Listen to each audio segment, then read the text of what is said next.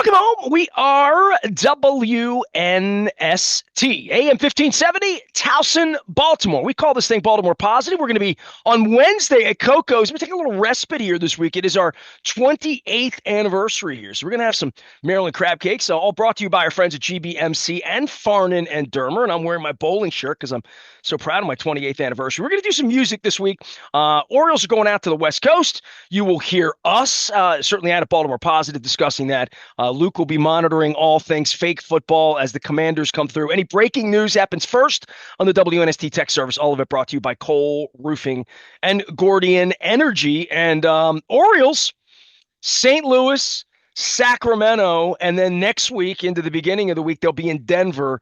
A very, very strange American League Baseball road trip for the Orioles, at least on this case. But off to a good start, at least. And I don't know. My wife just got back from a couple of weeks in New Hampshire. She hasn't been paying attention to baseball. She came back, the game's on. She's like, so how are they? What are they doing? And I'm like, well, they stink, but they're still in it. And, at the time they were winning 10-1, 12-1.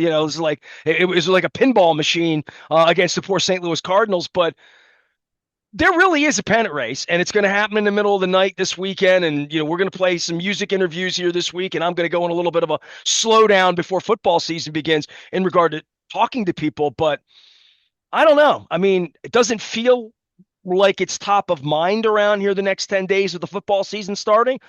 But to our point, they hit the ball a little bit. They pitch pretty well. They're playing some really lousy teams, especially after they get out of St. Louis. They can resuscitate the season by the end of next week, really.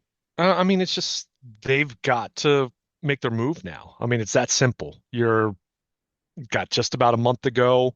You look at the AL wildcard standings, although I'll point out Cleveland is really starting to play well. And even on Tuesday night, as the Orioles are winning 13-1, Guardians are down 5-0 in Anaheim. And you're thinking, oh, you're going to pick up a game. Well, the Guardians came back and won in that game. So, but like that Phillies comeback on Sunday, just biblical kind of comebacks, crazy comebacks. But when you look at Cleveland, and this is a perfect example of what you were just talking about, as they've reeled off, 6 wins in a row. They've started to play better baseball. Look at who they've played of late. The San Francisco Giants, the Colorado Rockies, and the LA Angels. It's the same thing we're talking about. Make your hay against these bad teams. It's like the Ravens. The Ravens better win these early games or they're playing these stinky teams. That's all. Right. And taking nothing away from Tuesday night. The Cardinals just had a disastrous series against the Phillies, but the Cardinals have actually, they've had you heard during the telecast, it's a young team. It's a team that's certainly in transition. It felt like they were a little bit ahead of schedule early in the season. They're not going to make the playoffs in the NL. The wild card picture there isn't quite what it is in the American League. But they're a team that hadn't been playing all that poorly, but suddenly things are going really poorly for them. When you look at what happened Sunday with them against Philadelphia, you need to take advantage. And you really need to take advantage after this series. As we talked about, when you're playing the A's and you're playing the Colorado Rockies. Two of the very worst teams in baseball there. And on any given night, the 2 worst teams in baseball. So you've got to do it, right? You've got to make a run. I think we've all come to grips with the idea that the third wild card, whoever it's going to be, probably isn't going to have a record indicative of a playoff team. But that said, it's going to be someone that's better than 4 games under 500 or 6 games under 500. Someone is going to, I would say the cream is going to rise to the top. That's relatively speaking, but we're seeing it right now. Cleveland has pushed over 500, just barely, at least for right now. And I'll also point out, as we're talking about Cleveland, because they're the flavor of the week. I don't even want to say the month because it changes that quickly in this wild card race. But I'll also point out, when the Orioles come home, there's been a lot of focus on, hey, they've got a 4-game set with Boston. Cleveland comes to town right after that. So that could potentially, now we're talking 2 weeks down the road. Showdown, baby. Potentially, that could be a very, very big week for the Orioles. But again, they've got to take care of business here. This needs to be a 6-3 minimum road trip. Look like a playoff team for a week. Exactly. Beat some bad teams. Look like you belong. That's all. I'll say this They haven't as you looked like they belonged all year, by the way. They have not been impressive at any point. Even around the All-Star game when they won a couple of games, beat Houston up, swept 2 series or whatever. Like they haven't looked I like mean they've had their pants on. I mean, maybe one night they had a walk off, and we sit here and say maybe this is the beginning, or Gunnar hit a home run last night, big whoop, as you would say. Like I mean, they've had impressive series. I mean, they swept the Rays. They took 3 out of 4 at the Trop. well, and this would be the beginning of something after getting swept by the Yankees, but nonetheless, you look at this period of time and say, all right, other than the Yankee series, look at how they played against Tampa. Look at what they did to St. Louis. They went out to the West Coast and they held their business. They came back, I don't know, a game over 500. Like get me to. You've been talking about 2 games under 500 as being sort of their Waterloo. Yeah, they can't get past that. Yeah, I mean, exactly. I mean, I'll disagree with what you said in terms of they've had some series where it's looked legit. I mean, they took 2 or 3 from the Dodgers at Chavez Ravine, and it should have been a sweep when you look at how that played out. The game that they choked that game away. They almost choked away another one. Yeah, and if you go back and listen to our radio the day after, we were like, they played okay for a weekend. They have not looked like a good team for any stretch of period of time. That's why now would be like, well, you don't look like a good team. Go do it against Sacramento, for crying out loud, I mean, it's for me at this point, it's not even perception. It's you've got to go win games, right? You've got to put yourself in a position where you're at least on the cusp of being at 500 when you're coming home, right? We got out of last place for a night, so how about that? Sure. Well, I'll give them that. But even that, I mean, again, okay. If you're 4 games under 500, I shouldn't be talking about you as a playoff team, but we are. It's what it is. It's like I said. I mean, I said it earlier this week. It's tough for me to embrace that, especially when in the back of my mind, I'm thinking, okay, we're going to have a work stoppage and the owners to boost revenue on the other side of the lockout. Probably one of the first things they're going to bring up is, hey, let's expand the playoff field. More TV money from TBS and NBC and Fox, and we can make up some revenue that way. So then with that thought in mind, you're thinking, wow, look at this jumble of, this collection of mediocre to bad teams that still have a chance. If they want to expand the playoffs, instead of these 3-game series, play some 5s and 7s and have it count. Make it and forget this bye thing in baseball, because bye doesn't work in baseball. Well, I'm not sure. No, I'm saying if they want, when they're going to do that, they can do that without letting more teams in. Letting more teams in isn't smart. They've already got us in a pennant race that we're not interested in. Somehow, nobody's buying tickets, nobody's running out, nobody's living on every game, and we're in the pennant race. They putting more teams in the pennant race. I just philosophically, as I'm thinking about this, but I'm with you. They don't want us talking about the work stoppage anyway. They want us talking about this, right. I guess. And I would say, I mean, I would push back in saying that people aren't interested in it. Now, is it moving the needle to the point that people are going to the ballpark in droves? No. Do I think a few more people are watching the Orioles right now than would have been otherwise if they were 8 out right now? I wouldn't be watching them right now. If they had no chance of being a playoff team right now and they were 4 games under 500, I would be at the beach. I wouldn't be talking about them right now. The reason we're talking about them is I don't say artificially, but they have created a system where 64 and 68 makes you playoff worthy. Right now, they've created that system already. And they like that, and you just said it. I mean, there is a little more engagement, right? I mean, is it massive? Is it something that's meaningful? Is it something that's sustainable? Will the Orioles sell more tickets this offseason if they make the playoffs and they're, out in the first round and they finished 83 and 79? I have a tough time buying that. Katie Griggs is very appreciative that they're still in the pennant race right this minute, and she'll take it. And she'll argue for it at the league meetings again this year when they're talking about expanding playoffs, right? Like all the people that are involved in this whose nuts are on the line and their jobs on the line and their money's on the line and the revenue's on the line, they'll do anything to make revenue. They just will. They'll sell the games to Apple TV. So I don't think there's anything they won't do, especially once they go to war here and revenue is going to be what they're sharing. They'll do anything to create more revenue. So if we're talking about that, you probably are right. They will. Even though to my point, I don't. If you want to expand the playoffs, great. Make the series better, make them more meaningful, so the Dodgers don't win 114 games and have to win 3 games. I guess in their case, they would get a bye. But the playoff system's not great, even though you and I would argue the playoffs are good. When they start, it's exciting because the Orioles can win. The Orioles can get into the playoffs with 79 wins and win 2 out of 3. And next thing you know, they're playing home games on the weekend, and then they make money. So we're not that far off of that. And they might be the weird team that happens to this year because they might win the next 10 days. Maybe. I don't know. We're sitting here talking about it. Neither one of us really believe in them, though, right?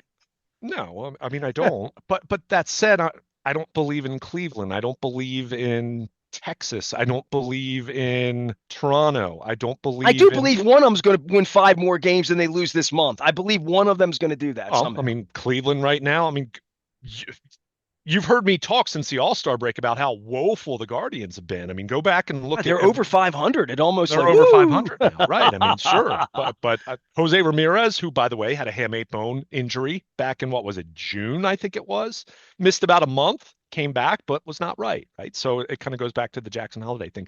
I wasn't talking about the playoff thing to go off on a tangent. I don't mind going off on a tangent after they win by 10 runs in the first night. I mean, theoretically, it's a good time to talk about this because we're not going to be talking about it in 3 weeks. You know why? We're going to be talking about the football team.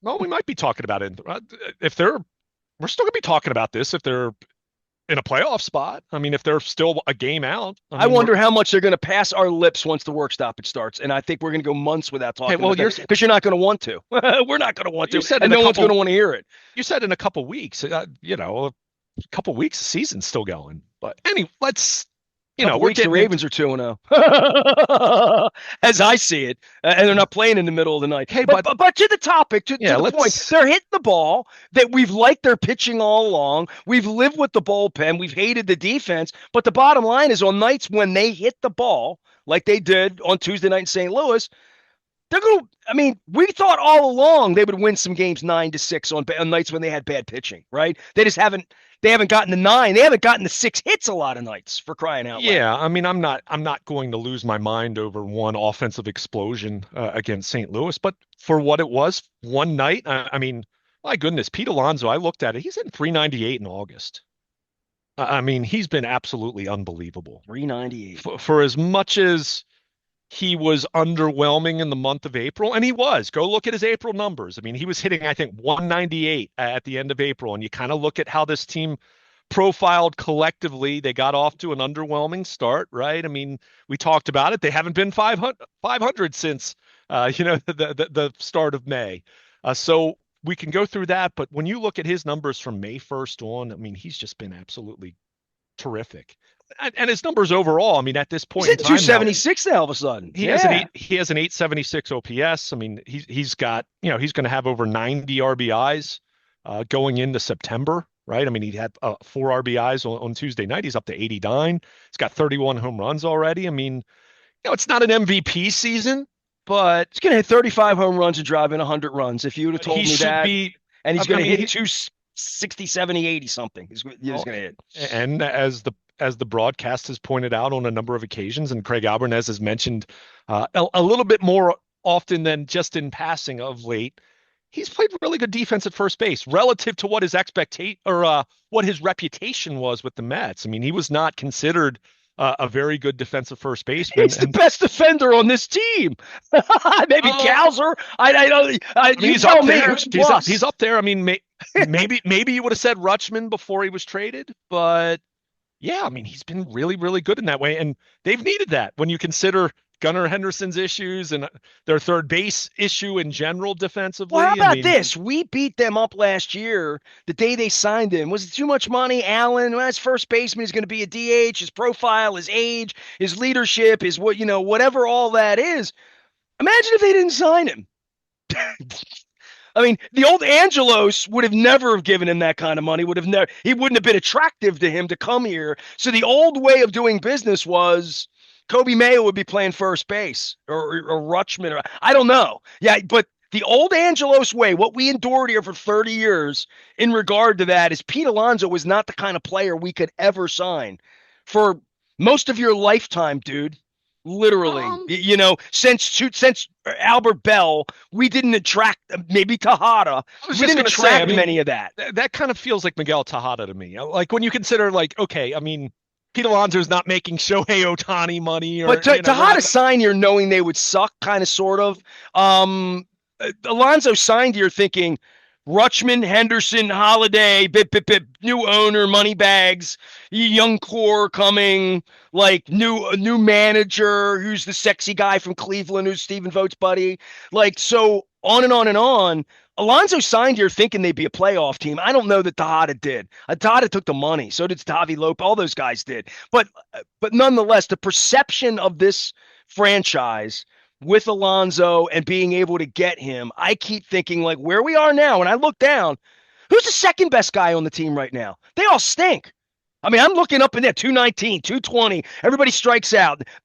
All of them have cement gloves, concrete gloves, like all of them. So I look at it and say, my God, the win of the offseason, the only reason they're in a playoff position is because they signed Pete Alonso, and he's hitting 400 this month. And I don't know, we weren't doing cartwheels up and down Pratt Street when they signed him one way or another. It's nice to have a superstar player, but it's even nicer when he actually goes out and plays. Been a little better than the Tyler O'Neill experiment or Chris Davis or name any of these guys. Like, this is a lot of money they gave him. And if they get dragged into a playoff race, if there's games here 2 weeks from now and he continues to hit 400 for another week, which feels like on bad pitching in Sacramento in a minor league ballpark, he might hit 5 this weekend. Where would they be without him? And we didn't fly the flag like that last year when they signed him. We're like, hey, really nice piece in the middle of the lineup. But I mean, it's Gunnar and Badley and Jackson, and I don't know. I'm waiting on those cats. I wasn't underselling it like that. I said back in spring training, Pete Alonso and Gunnar Henderson can be Cal and Eddie. But they haven't been. Yeah, one has Pete been. Alonso has been. I mean, Pete Alonso has been everything you could have asked for after the month of April. I mean, anyone's, it's a new surroundings, new league, all that kind of stuff. I mean, but no, I mean, I don't know. I don't. You're remembering that differently than I do. I think a lot of people were really excited about that. I think the signing kind of came out of the blue, though, because it was a little bit like, oh, wow. Well, I mean, it was out of the blue because they hadn't done anything like that in a long, long, long time, right? I mean, position player. I mean, they've never done it with a pitcher, but think if they didn't, it was a lot of money, and think if they didn't sign him, how they'd bad be under 500. Yeah. So I mean, correct, fair enough. I mean, I'm trying to bring him his flowers here and say he's been an impact player. He deserves his flowers. I mean, he absolutely does. I think for me, I kind of view it through the other side of this, where I look at it and say, when you sign Pete Alonso to a 5-year deal, a player of that profile, you probably look at it and say years 4 and 5 probably aren't going to look great. And that's probably the best case scenario. I think you get my drift of how it can look. I mean, you're just talking about a, early 30s first baseman who doesn't run well, right? Point is, what he's doing this year is everything you wanted him and needed him to be this year. And collectively, they've wasted that, right? In terms of not yet. Well, but you understand what I mean by this, though, right? We're not lowering the bar. His numbers were not supposed to stand out and be the best on the team against a bunch of stiffs. It's not even about that. I mean, that's not the point I'm making. The point I'm making is you got this premier bat to put in the heart of your lineup, and he's done that exactly. But everything else around him, or not everything, but so much around him has underperformed that it's going to end up leading to, unless they sneak in as the third wild card, which should not be some standard that's celebrated relative to what's happened to this franchise over the last 3 years collectively, but that he's held up his end of the bargain. The rest of them have not. And that's where it's disappointing, because it goes back to an idea that I felt when they signed Alonso back in December. It's like, man, it would have been great to do this 3 years ago. Like a player of that ilk 3 years ago being dropped into that lineup in 2023. Well, you know what they did? They went with the pitcher instead. They went for Corbin Burns, right? I mean, for a big gun, not money wise, but like to bring in, to import someone that was a difference maker. They went with pitching, which is, I feel like they probably needed to do at that time, right? Well, but they it wasn't an either or, right? Because to your point, Corbin Burns wasn't this long-term commitment anyway. But Going, Santander had those kinds of numbers that Pete Alonso. I mean, and boy, by the way, in his exit, Anthony Santander is not Pete Alonso. I mean, even at his best, was never. I understand, but the year he left, he was really producing at a high level. My point is, being bold and making that kind of commitment is something that they needed to do 3 years ago, right? And now some of that is John Angelos didn't want to spend money, I right? was going to say they needed to do that for 25 years, but they couldn't. But They couldn't attract that kind of player back in the day. It was off the table. Okay. I mean, for long stretches. Well, we're wondering why it took them so long to sign a player to spend that kind of money. It was ownership, but it was also the attractiveness of the franchise was not such that they could recruit.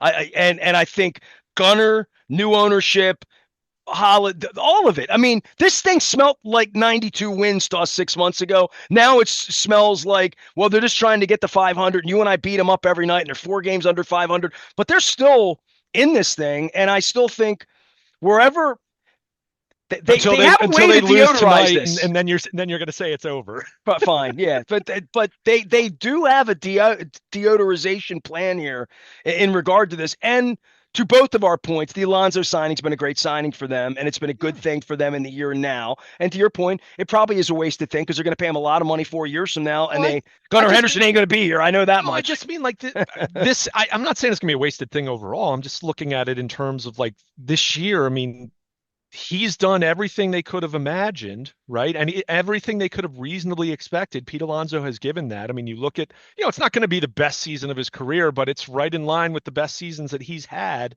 And yet you look at the collective and you say, man, this is when we need to take advantage of Pete Alonso, because 3 years from now or 4 years from now, we're probably not going to get a version of Pete Alonso that is this.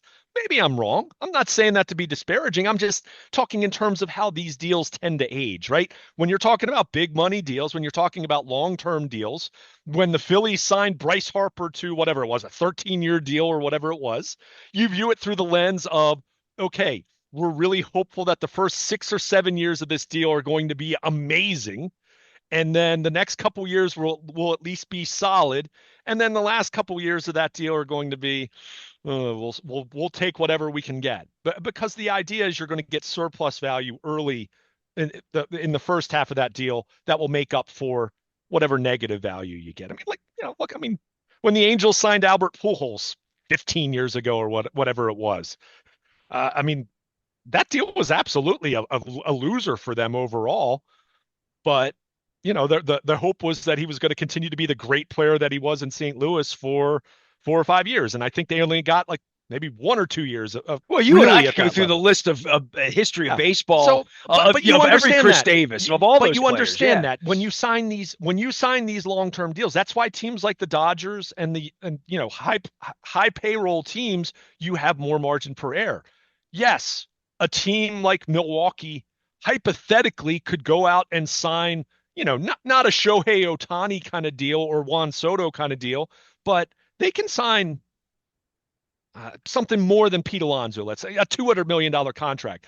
But if that ends up not working out, or if that ends up being so-so, I mean, that cripples a team with a smaller payroll. I mean, it's a smaller margin for error. So again, we're kind of talking about it's okay that we ramble today because they won 13-1 for crying out loud. But we haven't even mentioned Chris Bassett. We haven't mentioned Jackson Holiday having 3 hits. I mean, it was a good win. I mean, that was good to see. It's how you wanted to start the road trip. It was a nice way to step on the neck of a team that was already not feeling great about coming off the series that they had against Philadelphia, where they blow the 9th inning lead. That's a weird look going to St. Louis, and it's kind of empty and quiet. I mean, that's a baseball town, but they're in transition, and we've talked about that. I mean, you've heard me talk about them a lot in a big picture sense, in terms of not so much what they've been the last couple of years, but in terms of what they've been over the last 20 to 25 years, where you're talking about a team that hasn't necessarily had tremendous payrolls. I mean, I just mentioned Albert Pujols. I mean, this was a team that won lucratively with him, and said goodbye. We love you, but we're not going to make a 10-year commitment to someone who has already had his best days behind him, right? That they did that. I mean, and at the time, that they were criticized in a lot of circles. I'm sure they were criticized a lot locally. And you know what? They made the absolute right decision when you look at what Albert Pujols was with the Angels. By the So way, I was there. The Ravens played the Rams. I have pictures of Jen and I underneath the Gateway Arch with all of these protesting fans sign Albert yeah, in Cardinals gear back. And whenever 2005, 6, whenever year that was, we played out in St. Louis, played the Rams. My wife and I had dinner, went up the Gateway Arch. 2011. It was 11. Yep. It all runs together for me. Yeah. But I have. It feels like it was 20 years ago, but it was only 15. Okay, fair enough. We're aging. But I remember the Cardinals played a home game that day, so there was Cardinals fans everywhere, and it was the end. It was September, and it was all out, sign Albert, sign Albert. So have at it, right?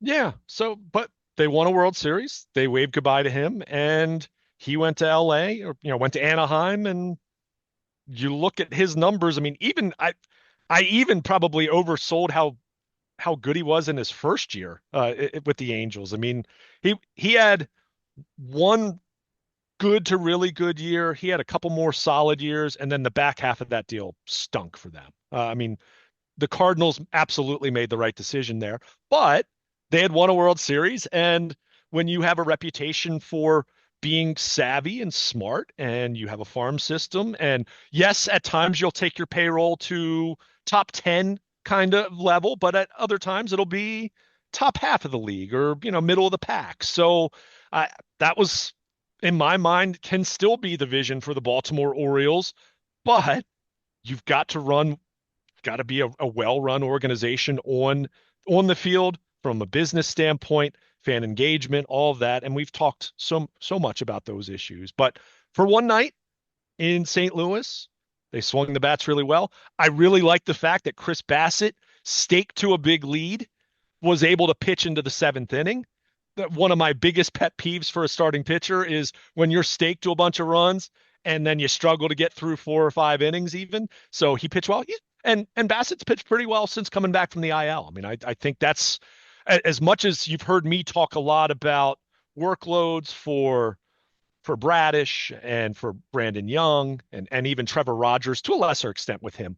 But with those guys and just the idea that you need to be mindful of them. I mean, Chris Bassett, I mean, he's on a 1-year deal anyway, and he missed 2 months with the back surgery. So, I mean, Chris Bassett, and he's the kind of guy anyway that would say, give me the ball. I'll take the ball. Oh, that's great, but you need to pitch well in order for the skipper to want to give you the ball and keep it in your hands later in the game. So it was good to see him do that. So, good win, good way to start the road trip. They need more of it. And certainly when you win 13-1, the first thing you're going to say is, hey, save a few for tomorrow night. And so we'll see. I mean, you hope that it's not setting up to be a 2-1 loser final on Wednesday night, but this is the time. They have to do it now because, we've talked about it. St. Louis is one thing, but when you're playing the A's and how bad they've been, really the last 2 months especially, they've been awful. I mean, the A's in late June had a similar record to the Orioles, but since then, I mean, they've just, they're hurt, all of that. Horrible. And Colorado, we've seen how bad the Rockies have been for a couple years. I mean, you need to bring your own energy. It's going to be a late night. Probably not going to be a ton of people in the ballpark. I mean, Sacramento, it's weird because it's a minor league park, so maybe it's not so much. My buddy lives there. Yeah, so I have a it's not like whole they have to. contingent. Yeah. So the first guy that ever hired me, I'm doing rock and roll this week in our 28th anniversary. By the way, Luke Jones is here if you're listening on radio. We're going to do a little football in this segment too because it is Washington week, but we're doing our 28th anniversary, and I've done oysters, I've done crab cakes, I've done food, I've done all that.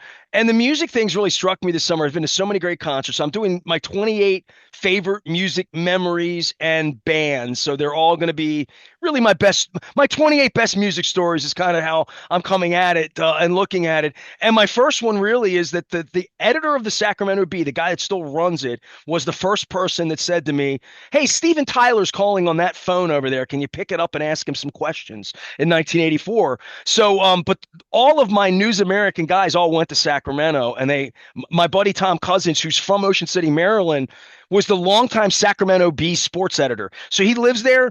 The thing about Sacramento is when they got the team last year, first off, Cousins is a huge Oriole fan, baseball fan, whatever.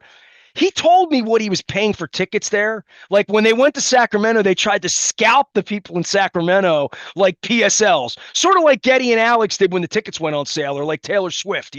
Tickets are $500 because we have Major League Baseball here, and then on game like the Royals show up and like nobody wants to go and it's $5. But like they've even screwed Sacramento. So when you see the stadium empty there and it's a minor league park, it's because they were charging Major League. I don't know if they still are. I'll go on my app and let you know if you and I were to fly. And there is a point for me that if I were nerded up, I would have so dragged your ass to Sacramento because, like, when else are you going to see a Major League Baseball game in Sacramento? I mean, I've been trying to collect stadia, through all these years privately, this, but I think I've been to more NFL games in more stadiums than most people, most places. And I haven't been to Munich or a lot of these places they're playing games now. But the fact that they're playing baseball in Sacramento, or that they played in the little minor league park, or the year that they played for 5 minutes in Buffalo, even though we couldn't go, like, I love that stuff. So for you and me to go to Sacramento, I would have done it. But I don't know. What's the point, right? They're playing, like, literally, we're barely going to watch it this weekend. What a bad look for baseball. Can we say that? Because we're probably not going to do a huge preview this weekend of that, but it is.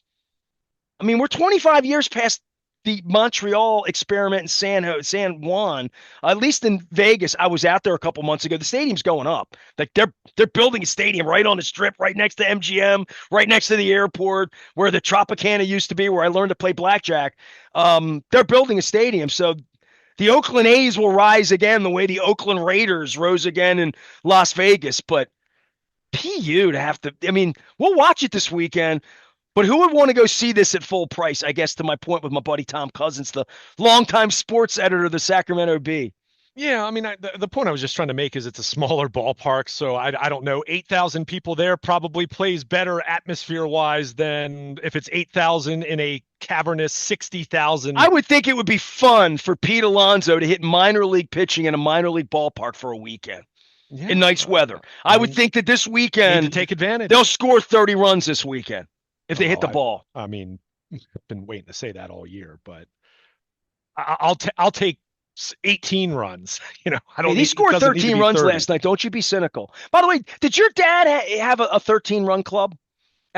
Do you remember this? This is a different game. Well, you're not a gambler guy. My dad wasn't a gambler guy, but he had a thing around the point where they were all baseball heads, and it was 13 runs, I think, was the number. And it was a pot. Everybody put $1 a day in, and the pot would get substantial. There'd be $200-300 in a pot, and the team, you would get teams to score 13, any team. So it was really about a team going nuts like the Orioles did the other night. I'm going to bring that up on the radio. Somebody's going to send me an email, ness@baltimorepositive.com, and say, yeah, I remember that. But it was like a bar bet thing back in the day. So have fun at it. But 13-1, I'll take it. Yeah, 13-1. I mean, hopefully they save some for the next couple days, win a series at the very least. I mean, you want to win this series. And like I said, these next 6 after that, you've got to go look like the better team, right? 3-3 or something like, no, I mean, like something like that would just be, then it is like, what are we doing here? Right. I mean, if you can't have a minimum 6-3 road trip against these 3 teams, specifically the last 2, I mean, come on, like at some point in time, we got to start taking this seriously, from their perspective. Like, we got to take this seriously. Like, we can't just expect other teams to keep losing and hanging around that way. At some point, you need to make a push. This feels like the time to make the push. And then, well, yeah, 2 games in 15 hours with the Cardinals here, right? Like, I mean, figure it out, right? And like figure this out on the West Coast, and figure this out in hotel rooms while you're together. That this is a week where if you treat it like it's a playoff week, you'll come out of it and be a playoff team next week. Literally, like that. If this is a big week for them against these bad teams, and we've said that all year, but if this is a big week, they come home in a position for you and I to help them sell some tickets a week from now. Yeah. I mean, it's sitting right there. I mean, they're 2.5 out right now.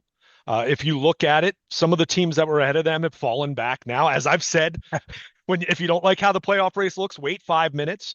Right now, ahead of them in real time as you and I are speaking, Cleveland is in the wild card spot, and Texas is a game and a half ahead of them.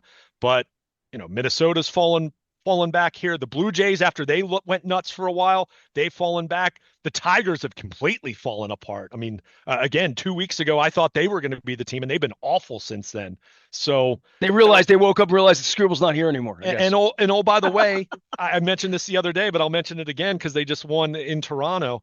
The Kansas City Royals, who are out of it, they're out of it, but they've won 9 in a row. And go look at some of the teams that they've beaten. So when you're talking about mediocre to below average teams here in this wild card race, don't sell short the idea that, and I can't believe I'm going to say this because we're going to be seeing this team. Don't sell short the idea that a team like Kansas City or the A's or the Angels could really screw this up for one of these other teams, right? I mean, that can happen anyway because it's baseball, but especially when you're talking about contenders, and I use that in air quotes, that frankly just aren't very good. It's not like it's that big of an upset if the Kansas City Royals beat some of these teams. And sure enough, Kansas City's played really, really well. It's obviously far too late for them, as even after a 9-game winning streak, they're still 15 games under 500 and 8 games out. But teams like that can mess this up. So that should be a lesson to the Orioles to not just go to Sacramento and expect you're just going to roll the ball out and win. This weekend, not to just think you're going to show up in Denver and the Rockies are just going to roll over and you're going to sweep them without much effort. You still need to go play good baseball. I mean, it's that simple. And to your point, and to what we've been saying all year long, the Orioles sustaining that and playing good baseball for extended periods of time, it's been very, very fleeting this year. It's why they've been under 500 since the beginning of May.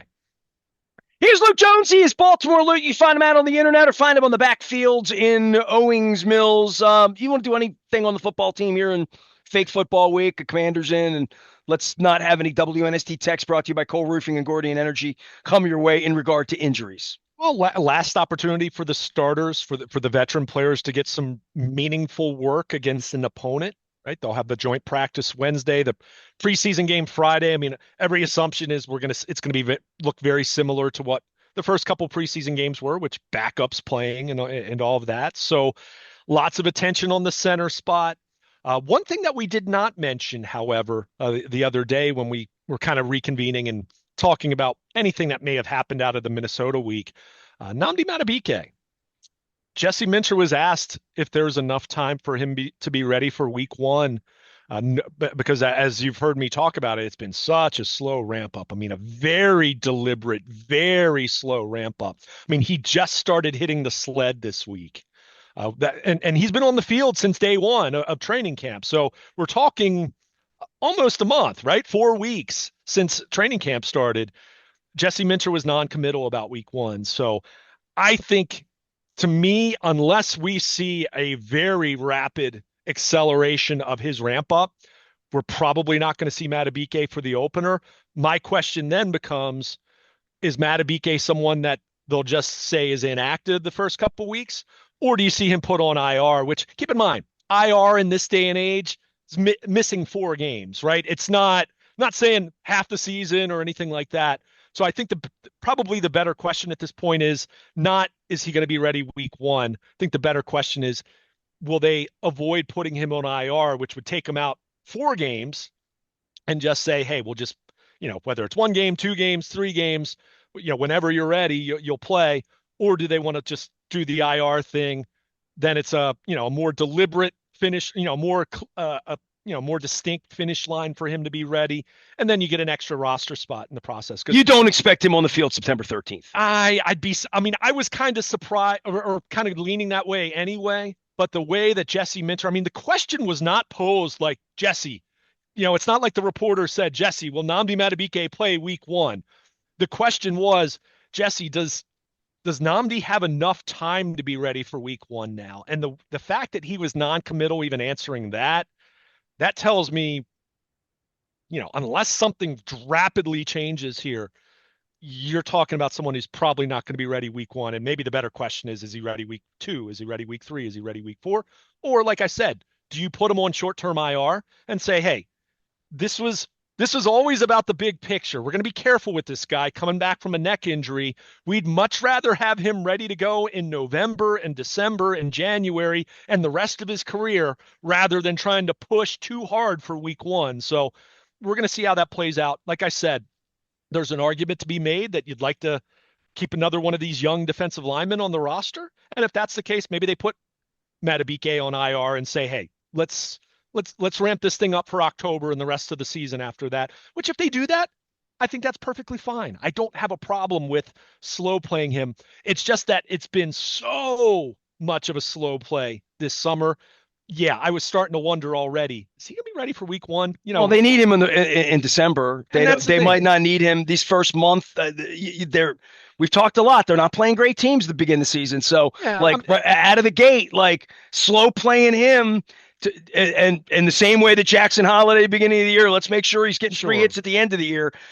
I would think that with this neck injury, nothing's a sure thing with him, by the way, just so as I said here. And that's the thing. And the only thing's a sure thing is they paid him a lot of money and he's trying to play. And you want him back, not just for the rest of this year, whenever that time comes, but you want him to be healthy and being able to play moving forward, right? And there is, it's been interesting to me to see him be out there for the first day the way he was.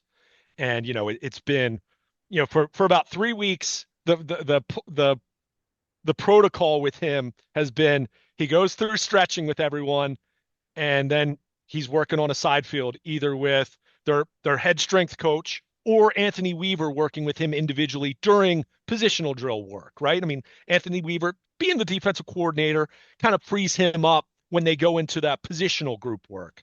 So that's been the case. And, it's been very minimal. I mean, it's been technique, it's been agility, it's been resistance training, it's been running, all that kind of stuff. Spring stuff. Yeah. I mean, he's been in pads, like he's working in pads and working in his helmet, but he hasn't hit anybody.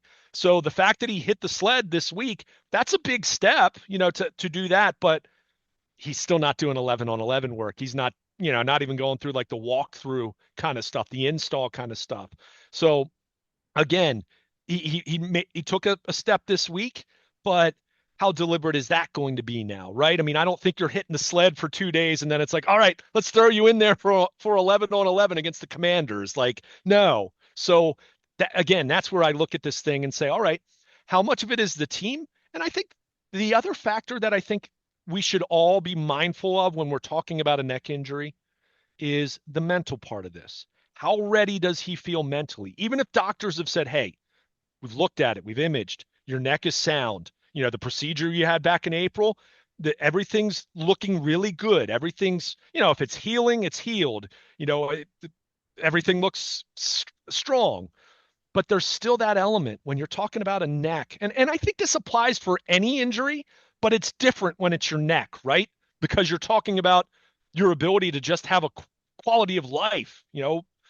I think there is an element of how ready does he feel, right? Not how does he look, not how does the MRI or whatever imaging, not that. How does he feel? Is he in a place mentally where he's ready? And I think that's something that you deal with any coming back from any kind of major injury. Players have talked about that with ACLs and things of that nature, but it's a different animal when you're talking about your neck, right? I mean, it goes so far beyond football, right? So I think that's probably a part of this that we shouldn't undersell in terms of this ramp up and it being as deliberate and slow as it's been. How much of that is even just Matabike just needing to go at a pace where he feels comfortable, where he feels confident in what he's doing. And, the way it stands right now, it's not feeling like he's going to be out there week one. And again, I think if anyone had said that back in April, we didn't know if he was going to play at all. Yeah, right? These crypto bros would have given me odds on it. I would say he's not playing September 13th, right?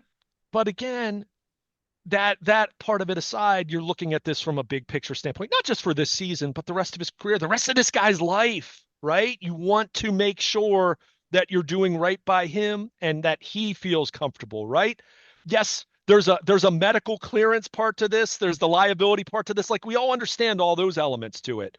But there's also just the mental part of this for him, where he feels good, he feels confident, he feels, hey, I can go out there and be me and protect myself and help my team and feel really good and not be thinking about my neck, not be thinking about being, like a blind side hit or anything like that. And I would assume, I can't say this because I fortunately, my humble years playing football in my youth, I never had a neck injury, right? Thankfully. So I can't say that I understand what he's going through, but I can certainly understand if it's something that is an additional challenge that we don't necessarily think about in the scope of coming back from an injury like that. Luke Jones is here. He'll be there all week long. A little bit of hitting on the backfields, a little bit of fake football this weekend. And next thing you know, we'll have cuts this weekend. All of it will be brought to you by our friends at Cole Roofing and Gordian Energy. If you're on the text service, you'll get that first. We're also going to have some cool surprises on the text service. I've been working this summer. It is our 28th anniversary this month. On the 28th, which is Friday, I'm going to present some music stuff around here. We have hundreds of interviews with rock and roll and music legends, not just rock and roll, sort of all sorts of things. We'll throw it all at you. If you're listening to the radio this weekend and in the early part of next week, you don't need more from the Oakland, Sacramento, Las Vegas athletics. But if the Orioles sweep, we'll be doing all baseball, taking your phone calls on Monday morning here at WNST. But nonetheless, some music for the next week. We're getting ready for football around here as well. And we're ramping up for our 28th anniversary and the Maryland Crab Cake Tour. I'm at Coco's on Wednesday. It's all brought to you by our friends at the Maryland Lottery. We have the Ravens scratch-offs to give away. Hope it's a lucky batch. It's going to be a lucky day for me. I get cream of crab soup. I get coconut shrimp. I get to take a crab cake home. Baz might make me a nice orange crush at the bar to egg the Orioles on to continue this domination of the St. Louis Cardinals out in St. Louis. Also, we're going to be getting the Maryland Crab Cake Tour out next month into September and October. Negotiating dates right now at Pizza John's, at Costas. We're getting back to State Fair for breakfast in early September as well to kick off the season in Catonsville. And we'll be back at the Fishmonger's Daughter where we were last week with an A team of Dennis Colatzos and Damie Hahn and Bill Cole and Zach Dermer from Farnan and Dermer. They also put us out on the road for our Crab Cake Tour. HVAC. It's been nice and temperate out there right now. It's a good time to call 410-367-7777. Make them check it out for you so you make sure your heat's in good shape this winter. Hopefully, we'll need the air conditioning again at some point this summer. But the lost summer for me. I'm working on my indoor tan right now. We are WNST, AM 1570, Towson, Baltimore. We never stop talking. Baltimore, positive. Stay with us.